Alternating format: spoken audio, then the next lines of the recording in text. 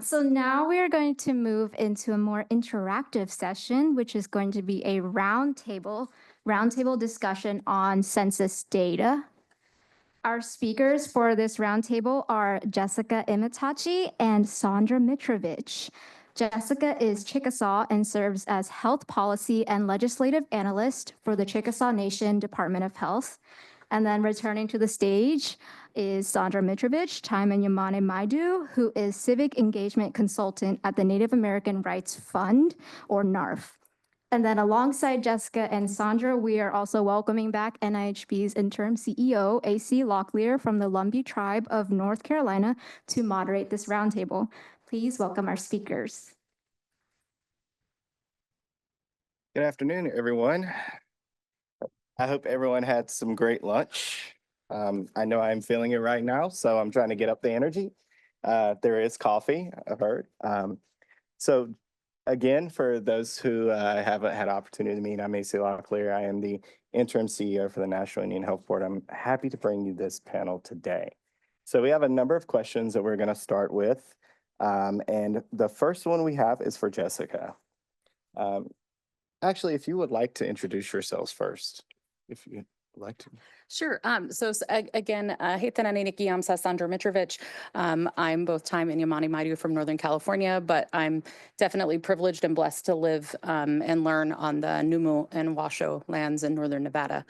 And happy to work with the Native American Rights Fund, as many of you know in the room, over a 50-year organization as consulting on civic policy and advocacy.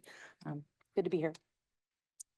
Chichokma, Sahochivot, Jessica Imitachi, Chikasha Saya. So I am Chickasaw, and my name is Jessica. I do work as a health policy and legislative analyst at the Chickasaw Nation, which I am a tribal citizen of, and happy to have returned home to Oklahoma about, I guess it's been about 18 months now, but I was away from home for 22 years, so it's good to be back and back in the world of health. But just prior to that, I did work for the decennial census, staffing our tribal program and our congressional program in the Los Angeles region.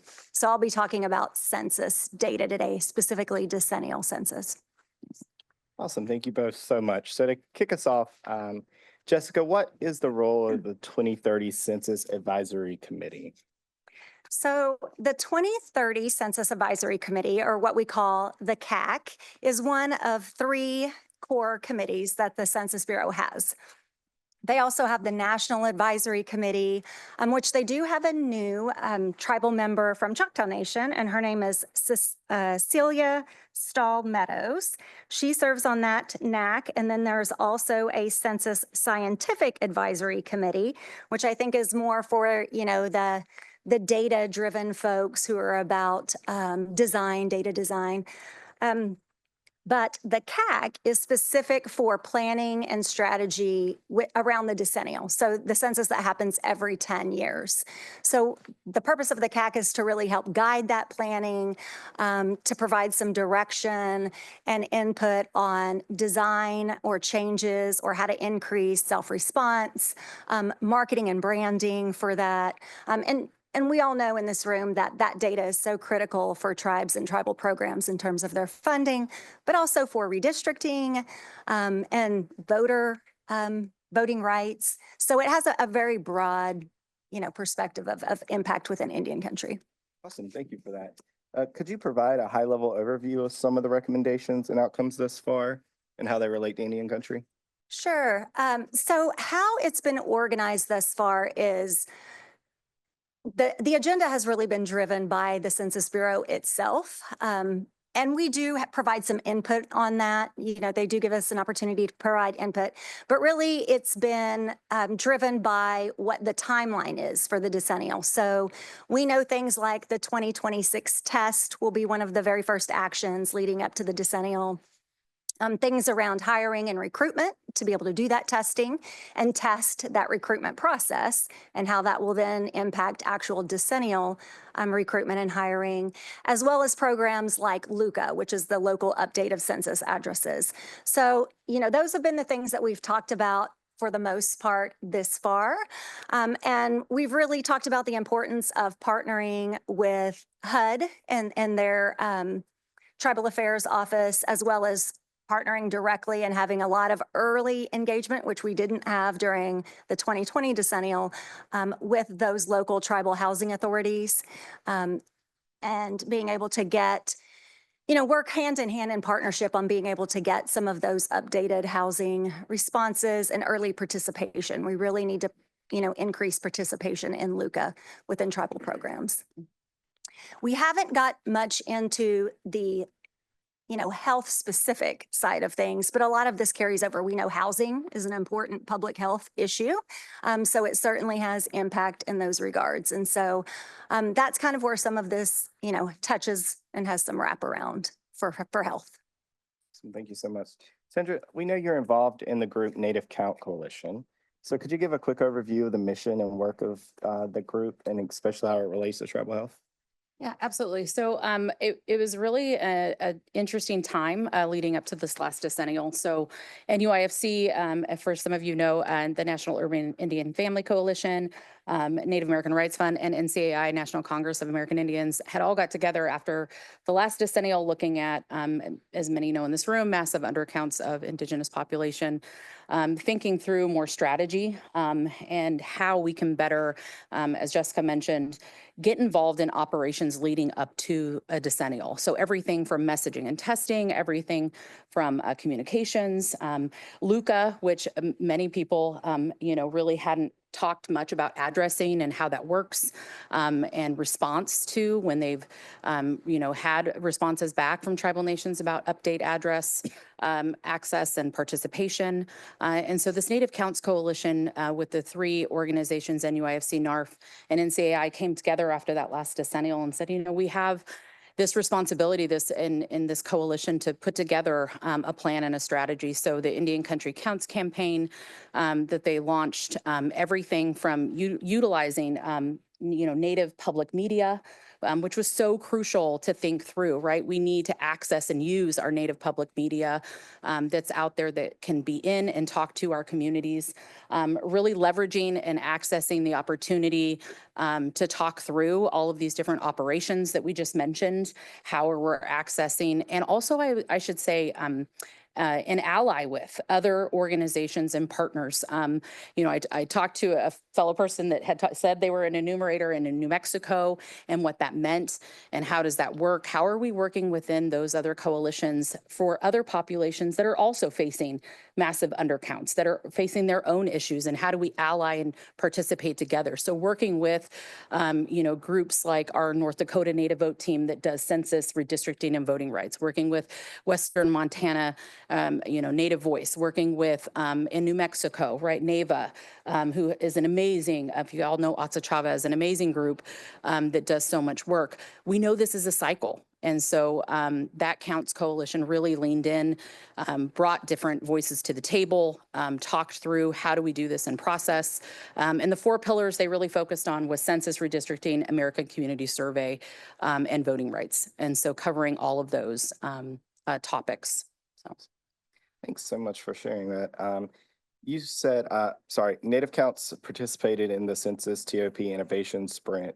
Can you tell us what this project is and how the coalition participated? Yeah, and definitely in thinking about using our tools, right? I really appreciated this morning's sessions. We are all talking about action items, tools, platforms, and I'm a big believer, and my biggest pet peeve is someone distributing a toolkit, right? And it sits on a shelf, right? We're not walking people through it. We're not talking through it.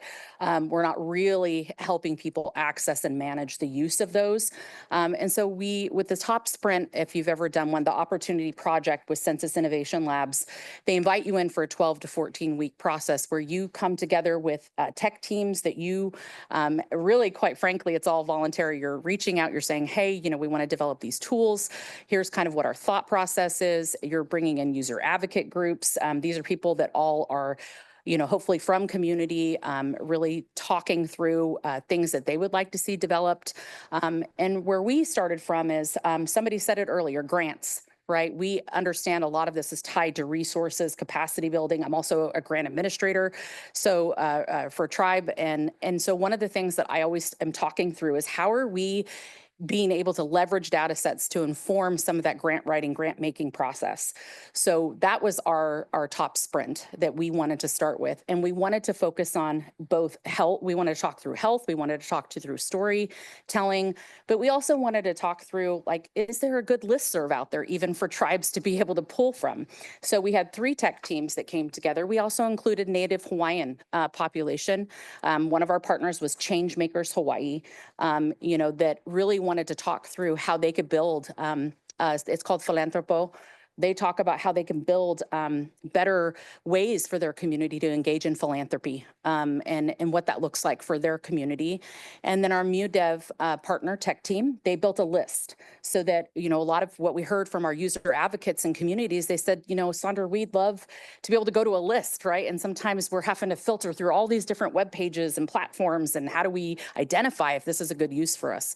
So their tech team built that list. And then the third group was city health dashboards from NYU. And what we had talked to them about was, hey, can you help us with these Native communities, these determinants of health? Can you help us better be able to filter through those different data sets? If somebody were able to go to their platform, use their city, their community, and download some of these tables and start figuring through that. So you can find these top sprints on the top Census Innovation Lab website, and each of those are there for you to look at. They're in development, so I will just say that. They're in development. It's 12 to 14 week to kick it off, and then they're constantly updating it. But what they're looking for is response and feedback from all of you. So when you go into those tools, it's open, and they will edit them, and they will respond back and continue to build those tools as we go. So Jessica, what would you say is the biggest issue or concern for tribal health in terms of census data that we should be aware of? Well, I think this morning we heard a lot about misclassification of data. And there was a recent Federal Register notice. Let's see, when did that come out? That came out in October, and comments were due in February, but the Census Bureau did say that they would continue to, accept comments beyond that deadline. But it is about race and ethnicity coding. So it does have to do with the new OMB standard on SDP 15. So, you can go on there and you can look to see how your data is currently being coded and make sure that any variations within your tribe are coded and captured correctly. You can make corrections to that. I think that that's really critical because, as it was stated this morning, data is only as good or bad as what's collected, how it's used, and if it's coded right, So I think that's certainly something to kind of keep top of mind. We did have within the last 2 years, I think Indian Health Service had 2 tribes that did expand what they call their PERC test. So we used to call it a CHSDA, but now it is, what does PERC test stand for? Your purchase referred care delivery area, as well as your service unit delivery areas.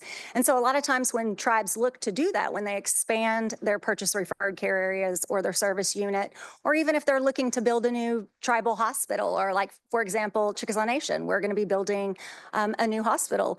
You really have to think about, how do we plan for that? What's our population, our estimated population? And a lot of times census data can be really useful in being able to do that if you think about strategy and planning and what that potential population might look like. So there's, that's really good use around that. One of the things that the 2030 CAC is specifically looking at as a part of that 2026 test, if it does move forward, is around hiring, making sure that we're recruiting within tribal communities. So one of the things that we have recommended this go round is to be able to use tribal gaming commissions to do a lot of that fingerprinting. So it's local, we're recruiting locally, we're using local resources, we're keeping it within these tribal reservation areas, because in 2020, last go around, that was a big problem. Just trying to get people out to reservation areas to do the fingerprinting. A lot of times that was the hang up in getting the positions hired and folks onboarded. So sometimes it's like the simple things like the technical aspects, and sometimes it's the bigger picture stuff that we're working through. Sandra, what is the goal of the Native Counts Coalition moving forward and some of the top data issues that you'll be focusing on, especially as they relate to tribal health? Yeah, so definitely, yeah, I really appreciate Jessica just brought up the coding. That is something we're working through all the time, is race and ethnicity coding and how that works, and especially as it relates to surveys and how people are identifying. We did write the Counts Coalition came together when we were going to be updating some requirements. We did provide a 30+ page letter back, again, with the coalitions that I just talked about, or the different organizations that all participated in that, to provide our feedback on that coding and what that should look like in consultation. I know if any of you have been to some of the different organizations, the conferences recently, they're usually Census has a breakout session. They talk through all of that.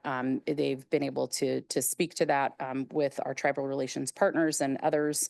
But that's something that ongoing the coalition, as it convenes monthly, is talking about. They're talking about how do we continue to stay up on some of this, asks about updating consultation, making sure our tribal voices are at the table, making sure at all times, the listening sessions that are happening, that we're providing really value add feedback. Because we know that our tribes are on the day-to-day trying to just make sure their communities are functioning, and oftentimes it's hard to get voices in the room. And so the coalition really tries to be in those spaces and places. The other thing that I sit on the LUCA subcommittee. I also sit on some other committees as it relates to the testing. We know that, if moving forward, North Carolina and Arizona, we're watching really closely for the updates on that, if that's going to happen. How do we ensure that there's participation there? How do we make sure that surveying is happening, that feedback loop again is happening? How do we make sure when LUCA happens in addressing that we are upping the response as it relates to our tribal nations and communities? There will be some vignettes that are going to be released on case studies related to that. One of them is out of New Mexico, and so I'm excited to see that. And then also the coalition is also looking at strategy in terms of funding, right? We all are talking about that, right? I mean, that's somebody, as Isabel said, elephant in the room. So we're all talking about how are we, we had to pivot when it came to as many of you know in this room, we had to grassroots organize, we had to get people out in community, we had to really work on the ground. And I have to say, that is what the coalition is really working on. We can't afford an undercount in our communities, we know that. And so in the last one, you did have full community shutdown, and you had those things happen. We really relied, and I Chairwoman Janet Davis from Pyramid Lake Paiute Tribe, she and I were on the phone constantly, and we were talking about how to make sure. She said, this can't end without the whole community being counted, right? We got to make this happen. And some of you in the room know, like that deadline kept shifting and changing of when we were going to close that. And so it's the grassroots strategy that the coalition's working on. It's going back in and really taking apart the effective messaging and learning, as somebody said earlier, right? We want to learn from what we did last and improve. And so it's doing that. And then also, again, bringing more people back to the table to help support the efforts on the ground in different communities and understand where the challenges were, how we're going to overcome the obstacles, start working on it now. As Jessica said, something really important, what I'm really proud of the coalition is that they didn't stop the work. They just kept going. And it wasn't like, oh, we're going to put it down, we're going to come back to it. No, it just kept moving. And I also want to give a plug to philanthropy. Philanthropy stayed on board. Oftentimes you'll see philanthropy kind of, as one funder told me, oftentimes we'll come in, we'll fund this part of it, right? And then we'll kind of step back, but they really stayed the course. NCAI was part of, when I was at NCAI with civic engagement, we were part of a charge hub, 9 organizations that really leaned into redistricting, because many of our communities had never mapped before. They had never responded back. Some of them hadn't served on redistricting commissions. Our communities were providing testimony. They were drawing their own maps. They were participating in that process. That was powerful. That was power. So I really think that that's what the coalition is set to do. We will have a website launch. The coalition is going to have a website launch soon. We'll let you know when that happens. We'll definitely get it out there on channels, but that's kind of our goal too, is how does this affect policy? How does it affect change? How is, as we know, those social determinants of health, as Jessica mentioned, housing, all of those things that come back that we use census data for, but also I'm going to make a plug, ACS data. We did an interview with a group, a different Indigenous focus group on ACS, on American Community Survey, and many of them had said, Well, when we got that, we thought, well, we already got the census. Like, why are we doing this other survey and this other tool? And so many of them, as we dug into that and had that focus group, they said, oh, if I would have, known a little bit more about this, I probably would have responded. So it's also talking through some of those other instruments in community and making sure that we're messaging out appropriately and effectively communicating those tools to our community too. Thank you so much for that. There's so many issues and challenges, and it's good that you're all working and identifying those goals and bringing people back to the table early. But right at this point, I'd like to turn it over to the audience to see if there is any questions that folks have for our panelists.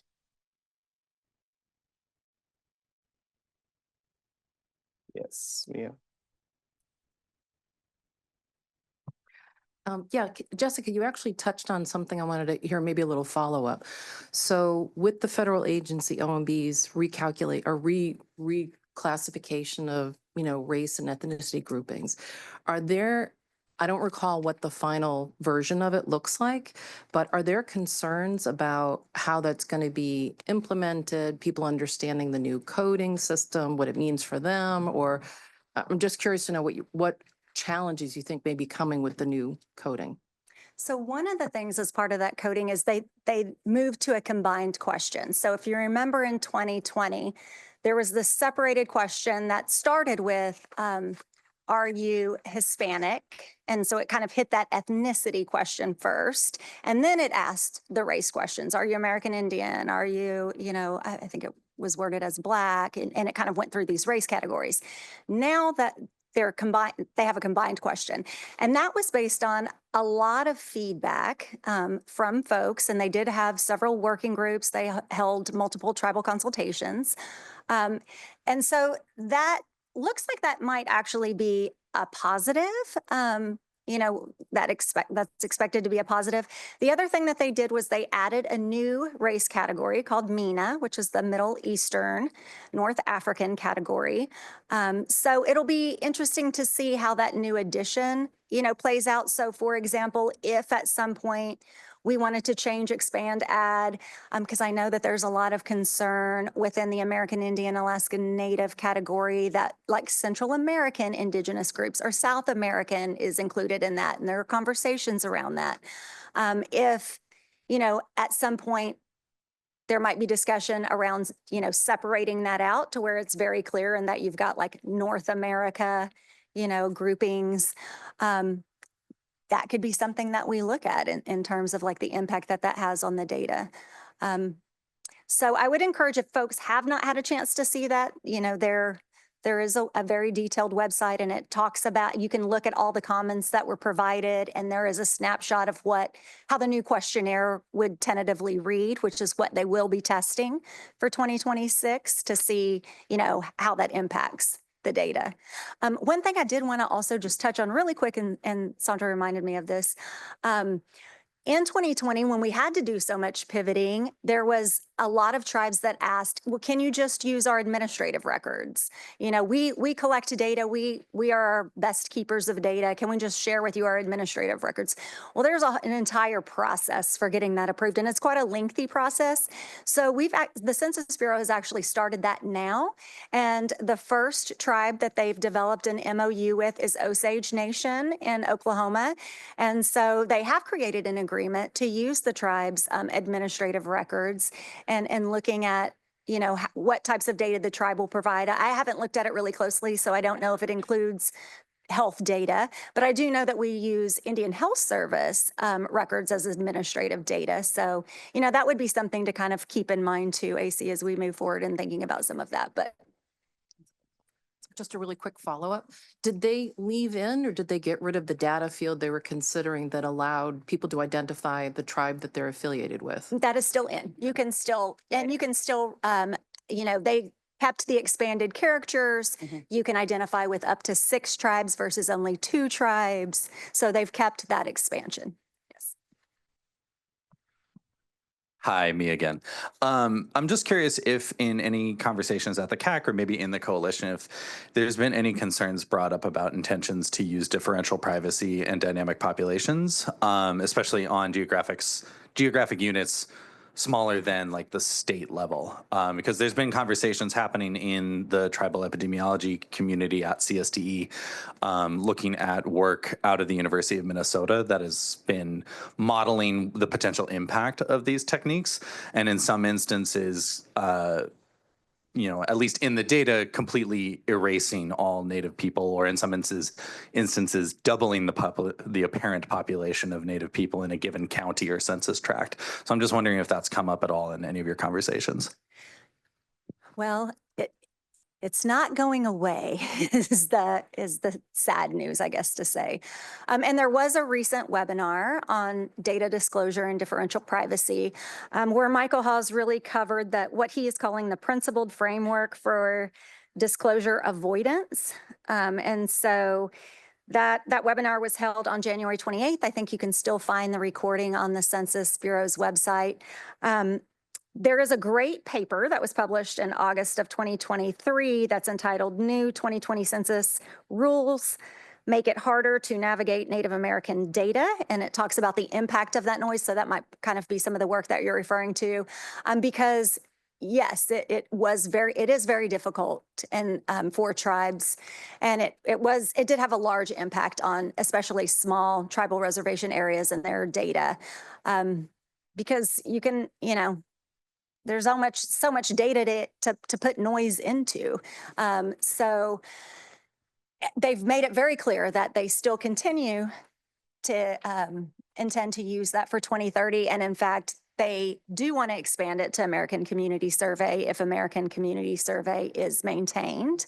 So, that has been one of the topic areas that CAC has asked that we specifically address and have more conversation around. We have not had a chance to have real detailed conversations around that yet. We were scheduled to have the next meeting in April, the first week of April, but that meeting has been postponed.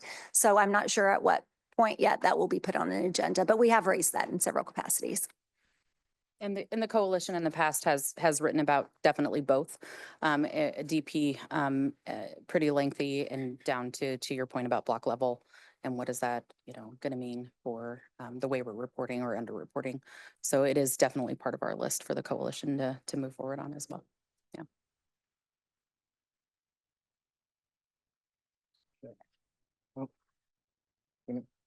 Hello. My understanding is that with the tribal affiliation for 2030 and being able to list up to 6 different tribes, that each affiliation that is documented per one person gets a count. Is that correct? So if someone like from Montana identifies as 3 different tribes within Montana, each of those tribal affiliations will get one count of that one person, or do they get 1/3 of that person as a count? So they each get coded to that tribe. So Okay. if you want to call that a count, I mean, that's kind of where it gets a little sticky and tricky, right? But yes, they will create, tables, essentially data tables. And so each one of those tribes will have a data table associated with that person affiliating as that, even if they are stating 3 tribes. Right. But the actual count of American Indian, Alaska Native will just be one person counted. Correct. But each Correct. individual table will have its own count, right? Correct. And I've lived in Washington State, and I understand, just with our history and, policies, that we are a highly mixed population. So for the communities that have a highly mixed population being counted as, we can have people in Western Washington that are both Mixtec and like Yakima at the same time. So can you give us like the ramifications for counting for Hispanic, Indigenous ethnicity, and American Indian ethnicity? So that's kind of where that combined question comes into play. There were a lot of comments in 2020 that there were particular impacts within education programs, and maybe Sandra can talk about this a little bit more because she has a background in education. So I've never really worked with education grants or things around that. But, I heard a lot of feedback that if you said that you were Hispanic and then you listed being a tribe, that for education programs, Latino, Hispanic groups would get that first, and it would take away from the tribal funding sources. I'm not really clear how that, I mean, I think that that's certainly, a topic of tribal consultation for Department of Education and their programs and their funds. But I'm not really sure how or why that it's written like that. So it must be something within the granting system itself. Alone and in combination. So, and for those in the room that may have worked in this space too, as grant making and education, alone and in combination it really was challenging, especially in places like higher ed. When I was in higher ed and student affairs, one of the things we battled with a lot is the way the institution would report on American Indian Alaska Native students. One of the things I always continuously push back on as the Indigenous Student Affairs officer is I would get this list, it would be coded, and I would be like, okay, I know my Native students, and this is grossly underrepresented. We actually have X amount of students here. I know who those students are, I know their families, and this is way under. And they would say, well, we were going off of, this combination, and so we were, or they were going off of, sorry, apologies, the opposite. They were going only American Indian alone, and they were not counting those in combination. And that was really frustrating because those students then were getting missed for scholarship and fellowship and other opportunities. And we faced that also when we did go back and worked with, in the state of Nevada, we were working with the Native Student Affairs team statewide. We were also finding that in IPEDs. We were finding that with data sets within education, K through 12.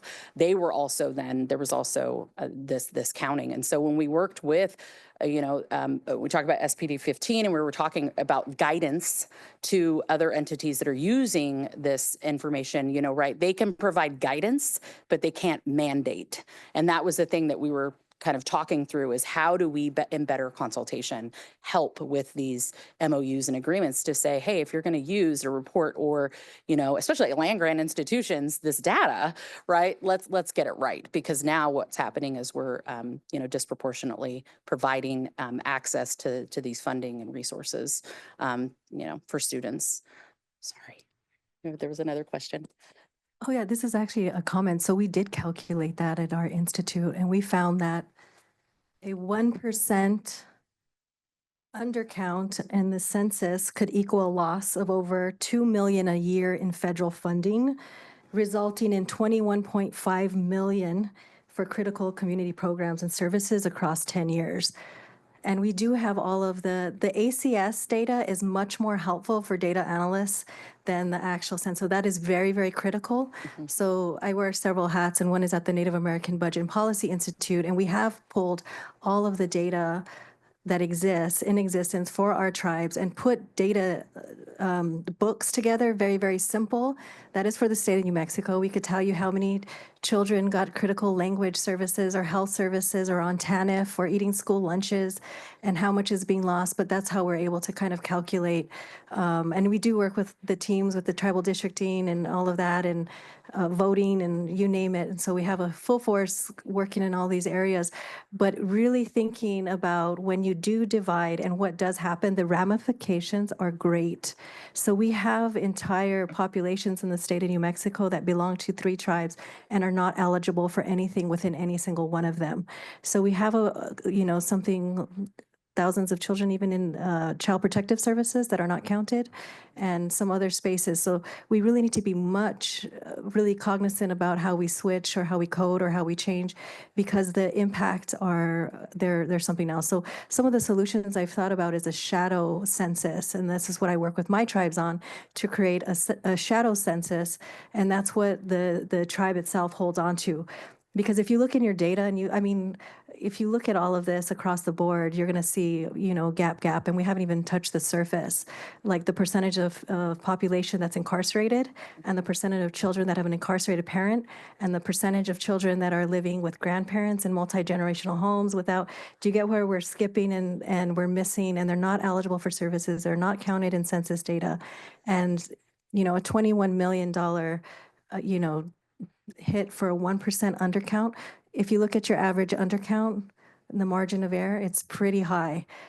5? Okay. Yeah. So you're thinking about over 100 million, just the state of New Mexico. This type of analysis could be done across all states and give you a really sound talking point that this is how many critical services. And then you could break it down using the census we have as is to actually locate or GIS map which areas are hit.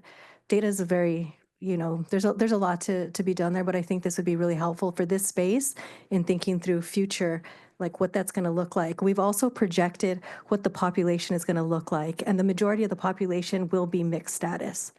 And if you want to look at that data on the computer, and I can show you right now what it looks like, we are headed for, it's almost a existential financial crisis for tribes moving into the next 5, 6, 7 years, if it's based on this census count. Does that make sense, or is that kind of clear? Okay. Yeah, so if you ever want to look at it and you want to see what this is going to look like, it's not very public. We don't publish a lot. We work in the background directly with tribes, for tribes, so it's not something that we make public, but, and that's because it has ramifications for sovereignty and protecting rights at the federal, but we're looking at some pretty serious, so this is critical, the work you do. So kundawaha, thank you. And I'm glad that you raised the issue of the undercount of young children, because that has huge impacts for tribes. We did form a subcommittee, and we were scheduled to hold our first meeting in March. Unfortunately, that has been delayed right now. But, I'll certainly reach out to you when that subcommittee kicks off and we start to think about some of that, because you're right, especially if we look at some of those ACF programs within the Administration of Children and Families, things like TANF childcare, Head Start, all of that greatly impacted within our undercounts of young children. I think we have time for one more comment or question. Nope. It's on the table. It's on the mic's on the table. Two things. One, a comment. When we talk about the use of single race American Indian, Alaska Native, we have to acknowledge that is a holdover of the government upholding blood quantum that was then embedded into systems of data that purposefully eliminate American Indians, Alaska Natives. My team has recently published a paper called How Epidemiologists Can Address What We've Called Data Genocide. And I urge you to take a look at that. It has specific opportunities for overcoming that. I mean, when we talk about it, we have to recognize that our people always intermarried with each other. That was a cultural value, the coming together. I'm Abigail Echo Hawk. The Pawnees and the Wichitas used to come together and spend time together with the purpose of intermarrying, of relationship, of sharing, of trading. And so when we talk about upholding this, it's a necessity in terms of cultural reclamation. And when we come in that way, it's a way for us to communicate with our tribal leaders, our tribal elders, about why it is so important to address this issue of the inclusion of all people. My children are Mexican, Hispanic, Filipino, American Indian, on Pawnee, and they are also Athabascan from Alaska. They deserve to be counted in all of who they are, because they are deeply tied to their cultures, their community, and their land. And so this is a reclamation of culture and community, and we need to ensure that we come in that way, not only for upholding treaty and trust responsibility and ensuring that these calculations that are used do it appropriately, but it is also just who we are. We don't leave our people behind.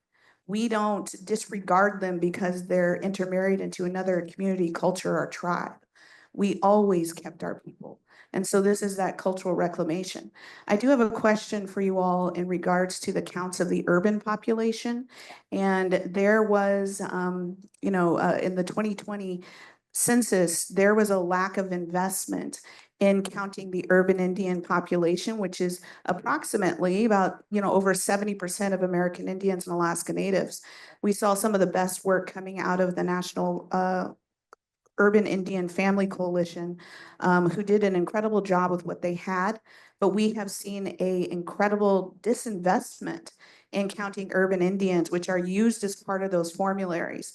And so if you could just speak a little bit about what efforts or that you're seeing, whether it be from philanthropy, the census itself, and opportunities to ensure that all of our tribal people are counted, because urban Indians are tribal people living in urban areas. We are still tribal people. I am so glad that you brought up, so I myself count, one of the things we always say, urban Native, I finally got to come home after being away for 20 years, and I get to to do a lot of work on my tribal lands now, but really spent as an urban native, right? And off my tribal lands. And so working with NUIFC, right? They did as you mentioned, did a phenomenal job. If you have not read their report, please do.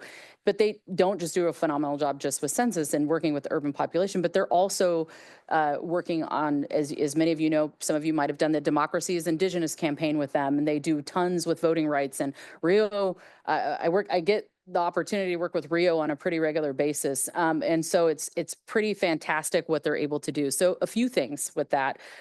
They were part of that trio that stood up the Native Counts Coalition in the beginning, and that was their director came on board and said, "Hey, we have a problem here in counting.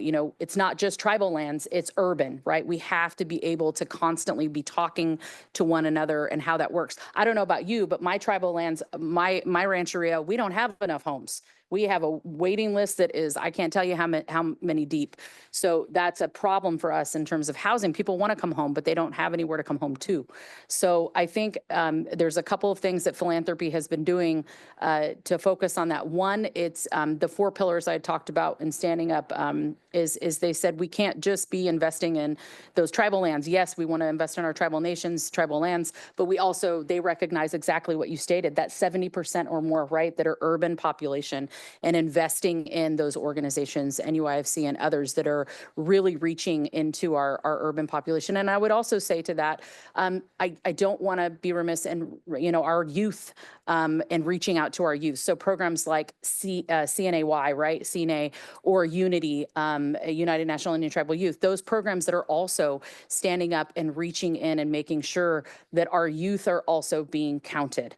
And that also includes youth being counted away from home. Many of our youth are going off to colleges and stuff like that. We have to use our TCUs and use those organizations like AHEC to make sure that we're also reaching those youth and those young adults in this count as well.